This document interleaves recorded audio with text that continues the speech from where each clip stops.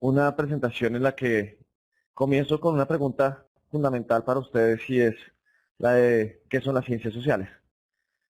La leeré brevemente, pero además de eso, pues digamos que la explicaré por medio de la presentación de las diferentes disciplinas de las ciencias sociales. Aquí dice de una forma muy sencilla que son la suma de disciplinas del conocimiento que explican al ser humano, sus construcciones, su entorno en relación con el mismo hombre y las dimensiones internas que el hombre da al mundo y a él como ser social. Básicamente lo que pretendemos con las ciencias sociales es ser capaces de explicarnos a nosotros mismos como sujetos de sociedad y también explicar esa sociedad que nos va cambiando constantemente. Justamente sobre eso indaga Lipes. Entonces, digamos que es importante saber básicamente qué es lo que estamos presentando. Ciencias sociales, ¿qué son las ciencias sociales? Esto es la intención de conocer al ser humano en relación con lo que pasa en su interior, puede ser desde la psicología, puede ser desde la antropología, o también quizá una aproximación ya de sus construcciones. Entonces tenemos la sociología, la economía, la ciencia política y demás. Vamos a mirar entonces cuáles son básicamente las disciplinas de las ciencias sociales, con una breve explicación de cada una. Estaría bien, tenemos que empezar a tipificar cada una de ellas. Las disciplinas de las ciencias sociales ustedes las encuentran en este momento en la presentación, son historia, geografía, antropología, sociología, ciencia política, relaciones internacionales, derecho, psicología, economía y lingüística. Cada una de ellas tiene un enfoque, es decir, si de alguna manera equivocadamente un estudiante llegara a pensar que las ciencias sociales son historia y geografía, pues hombre, estaría entrando en un error, claramente estaría entrando en un error porque no alcanza a dimensionar la historia y la geografía, todas las construcciones humanas, todas las formas de pensar del ser humano, todo lo que en últimas representa el ser y su entorno. En un primer momento mencionamos la historia y la historia básicamente es la disciplina de las ciencias sociales que estudia la relación del hombre con el tiempo.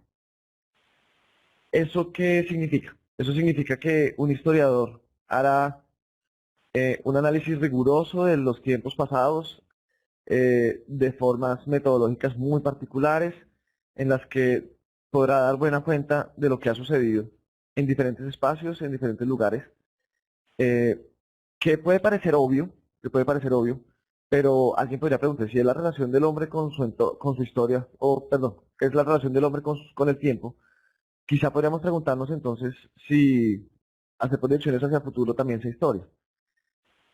La respuesta es quizá que no, porque, porque básicamente lo que pretende es comprender lo que ha sucedido en el pasado. Una proyección a futuro quizá se aproxime mucho más a otras disciplinas, digamos que lo que procuran es, digamos que determinar elementos que son fundamentales para el quehacer y el devenir de la sociedad. Podríamos encontrar en eso a los economistas, que ellos sí procurarán proyectarse a futuro.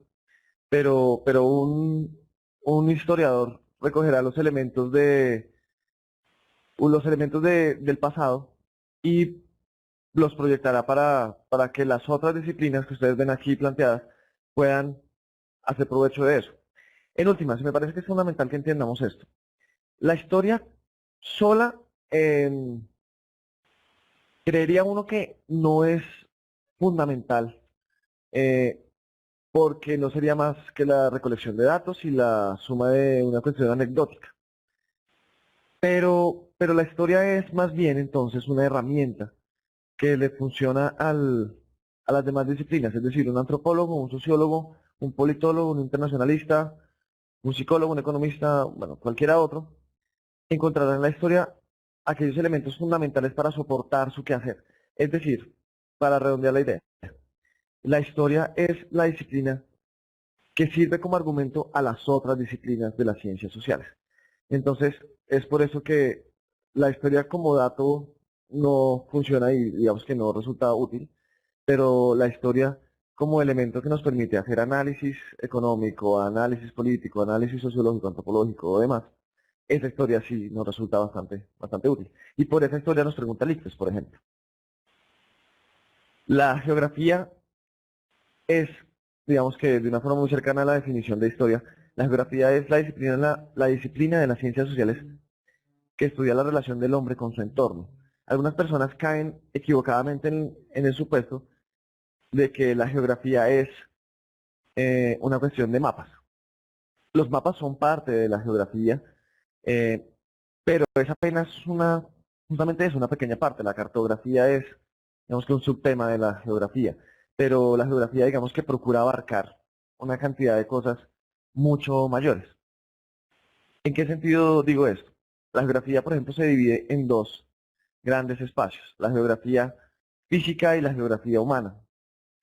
Cuando tenemos la geografía física, nos encontramos con los estudios que quizá usted como estudiante ha realizado en su colegio, que son estos estudios básicamente de ríos, el relieve, es decir, las montañas, las mesetas, y todo este tipo de cuestiones. También nos encontramos con algunas cuestiones de astronomía, en fin, cuestiones que ya son mucho más de la Tierra, ¿cierto? Y la geografía humana, que es una geografía que ahora está mucho más en boga y que nos resulta mucho más útil, es una geografía que pretende explicar desde las diferentes situaciones que vive el ser humano, cómo él se relaciona con su entorno. Por ejemplo, en la geografía humana encontramos la demografía, que es el estudio de las poblaciones. Entonces, un estudio demográfico será aquel que cuenta cuántas personas hay, cuántos de ellos son hombres, cuántos de ellos son mujeres, cuántos niños, cuántos son ancianos, cuántos son afrodescendientes, indígenas, en fin. Procurará entonces analizar las poblaciones, cómo se componen y digamos que dónde las ubicamos. Obviamente hay que tener en cuenta que el espacio para nosotros en geografía es fundamental, ¿cierto? ¿Cómo es que ese espacio resulta habitable? Y si no resulta habitable, pues puede igual cuáles son sus características. También tenemos en geografía humana la geopolítica, que básicamente lo que pretende es explicar las relaciones de poder en un espacio determinado. Geopolítica podría ser, por ejemplo, un mapa político que seguramente usted ha visto, que es aquel que divide los continentes en países y los países en departamentos y los departamentos en municipios y demás. Pero también en geografía política o geopolítica, usted se encuentra con que nos podemos aproximar al análisis de situaciones de poder, o por ejemplo situaciones de centro y periferia, situaciones de países potencia y países que algunas personas hoy en día llamarían estados fallidos, porque fallan, cuáles son sus relaciones geográficas con los países vecinos, en fin. Ese tipo de situaciones que lo que pretenden es relacionar el poder eh, con el espacio donde ese poder es ejecutado. Encontramos la geografía económica, que nos permite conocer básicamente cuáles son los productos más importantes de las diferentes regiones en el mundo y en el país. Entonces, digamos que una cosa que uno sabe de geografía económica de entrada es, por ejemplo, que Oriente Medio es una región supremamente fuerte en la economía por el hecho de ser quizá el principal productor de petróleo. Digo quizá el principal productor de petróleo porque en los últimos años Venezuela ha venido creciendo de una forma impresionante con la producción de petróleo. Entonces, si bien sigue siendo fundamental el Medio Oriente, pues digamos que Venezuela está tomando un papel preponderante. Pero bueno, si lo notan ahí ya hay unas cuestiones geográficas, ¿no? Estamos hablando de la necesidad de conocer dónde queda Medio Oriente, dónde queda Venezuela, que quizá para nosotros sería muy fácil ya que es un país vecino.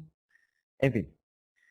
Eh, entonces, digamos que la geografía tiene unas dimensiones impresionantes. Bueno, en la geografía humana se me estaba olvidando, por ejemplo, los estudios geográficos culturales, donde podemos ubicar las diferentes comunidades indígenas o las comunidades raizales, bueno, lo que quiera que sea, en espacios del mapa.